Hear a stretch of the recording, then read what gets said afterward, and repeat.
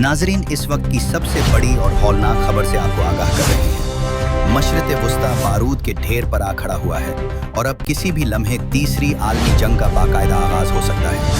आज 27 मार्च 2026 को ईरान ने तमाम आलमी पाबंदियों और अमरीकी धमकियों को हवा में उड़ाते हुए इसराइल के हसास तरीन फौजी अड्डों और शुमाली इराक में मौजूद मुबैना मुसाद के ठिकानों पर बैलिस्टिक मिसाइलों और खुदकुश ड्रोन्स की बरसात कर दी है। तेहरान से जारी होने वाले हंगामी बयान में ईरानी पासदारान इनकलाब ने दावा किया है कि ऑपरेशन इंतकाम के तहत इसराइल के नेवतीम एयरबेस को मुकम्मल तौर पर मफलूज कर दिया गया है, जहां से इसराइली तैयारे ईरान के खिलाफ कार्रवाइयां करते थे। इस अचानक हमले के बाद पूरे इसराइल में रेड अलर्ट जारी कर दिया गया है और तल अवीव समेत तमाम बड़े शहरों में खतरे के सायरन गूंज रहे हैं।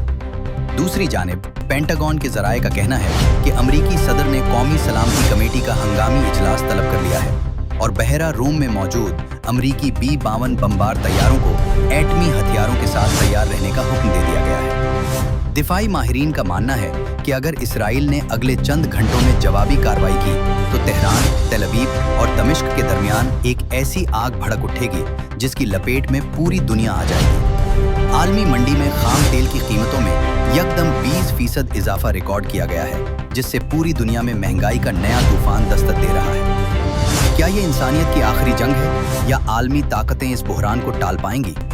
इस खतरनाक सूरत हाल की हर लम्हा बदलती हुई अपडेट के लिए जुड़े रहिए हमारे चैनल ग्लोबल पल्स उर्दू के साथ। वीडियो को लाइक करें और कमेंट्स में बताएं कि क्या आपको लगता है कि जंग अब नागुज़ीर हो चुकी है।